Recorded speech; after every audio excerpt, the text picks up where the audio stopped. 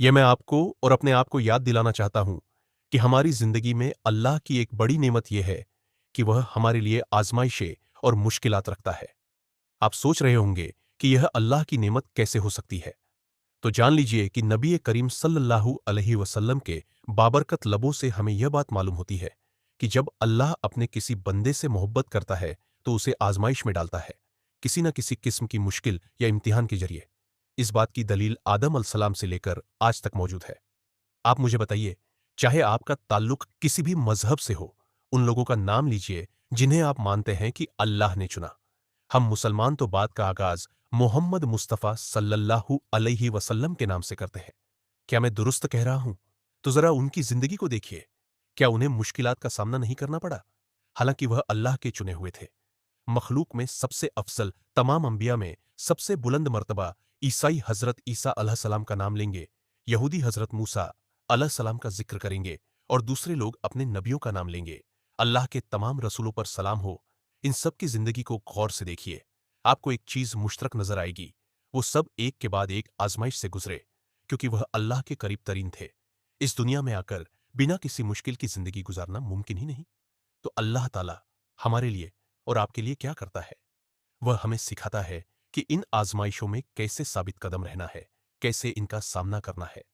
जब आप सुनने वाले बन जाते हैं, मानने वाले बन जाते हैं और अपनी समझ के मुताबिक अल्लाह के हुक्म को कबूल करते हैं, चाहे अल्लाह का मंसूबा सिर्फ उसी को मालूम हो, लेकिन हम उसकी तदबीर पर राजी रहते हैं। आज सुबह मुझे एक बहन की कॉल आई।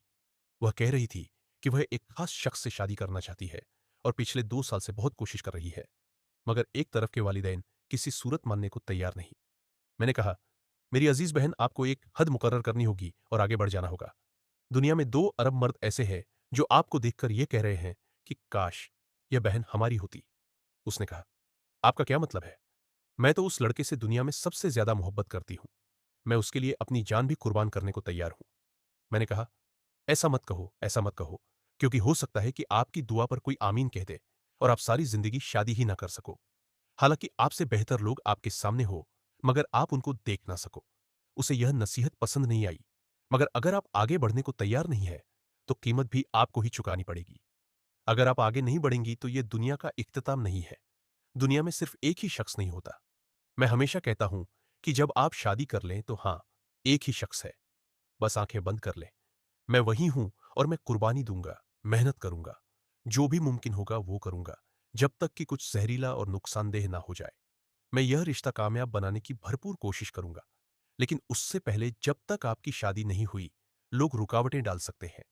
क्या आप जानते हैं कि हम मुसलमानों के पास एक दुआ है जिसे इस्तिखारा कहते हैं, जिसमें हम अल्लाह ताला से मदद और रहनुमाई मांगते हैं जब हम किसी मामले में तज्जुब, हैरानी, परेशानी का शिकार होते हैं।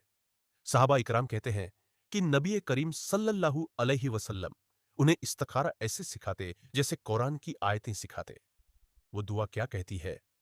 आय अल्लाह, अगर ये काम मेरे हक में बेहतर है, मेरे दीन, मेरे दुनियावी मामलात, मेरे अंजाम और मेरे हाल व मुस्तकबिल के लिए बेहतर है, तो इसे मेरे लिए आसान फरमा दे, इसे मेरे लिए मुकद्दर कर दे और इसमें बरकत अता फरमा दे। और ए अल्लाह, अगर यह काम मेरे लिए नुकसानदेह है, मेरे दीन, मेरे ईमान, मेरे रिस्क, मेरे अंजाम और मेरी दुनिया व आखिरत के लिए नुकसानदेह है, तो इसे मुझसे दूर कर दे और मुझे इससे दूर कर दे। फिर जो तूने मेरे लिए मुकद्दर किया है, उस पर मुझे राजी कर दे। क्या आपको मालूम है कि इस्तिखारे का मतलब यही है? आप दुआ करते हैं और लोग कहते हैं, मैंने इस्तिखारा किया, मुझे ख्वाब में सब रंग नजर आया जो गोया ट्रैफिक लाइट की तरह है कि सब मतलब जाओ। अरे नहीं, अरे नहीं। क्या आपने दुआ में कहा था, ऐ अल्लाह, अगर यह मेरे हक में बेहतर है तो मुझे सब रंग वाला ख्वाब दिखा? क्या आपने ऐसा कहा? बिल्कुल नहीं। आपने कहा था, ऐ अल्लाह, अगर यह मेरे हक में बेहतर है तो इसे मेरे लिए आसान कर दे, इसके असबाब मुहैया फरमा दे। लोग कहते हैं कि रास्ते खुलते जा रहे हैं, और अगर यह मेरे लिए बेहतर नहीं है तो इसे बंद कर दे, रोक दे, मुझे इससे फेर दे और इसे मुझसे दूर कर दे, क्योंकि आप नहीं जानते कि आपके मुस्तकबिल में क्या होने वाला है। आपको नहीं मालूम कि यह चीज आपके लिए अच्छी है या नहीं। ये इस वक्त आपको अच्छी लग सकती है, लेकिन अल्लाह मुस्तकबिल जानता है। इसलिए आप इस्तिखारे की दुआ करते हैं और अल्लाह से कहते हैं कि अगर यह बेहतर नहीं है तो इसे रोक दे। और अगर अल्लाह ने इसे रोक दिया तो आपने क्या कहा था? ए अल्लाह, फिर मुझे अपने फैसले पर राजी होने और आगे बढ़ने में आसानी अता फरमा।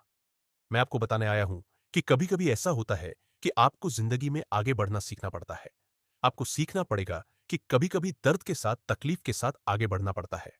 हाँ, यह तकलीफ देह होता है, लेकिन आप पहले इंसान नहीं हैं जो यह सब झेल रहे हैं, और न ही आखिरी होंगे।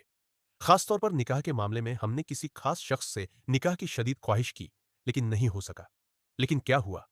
अल्लाह ने हमें उससे बेहतर अता फरमाया। मगर जो अल्लाह करता है वही आपके लिए बेहतर होता है। वो शख्स किसी और के लिए बेहतर हो सकता है। अल्लाह जानता है। मसला यह है कि हम यह नहीं समझते कि अल्लाह ने इस मुश्किल को हमारे रास्ते में रखा ताकि हमें आजमाए।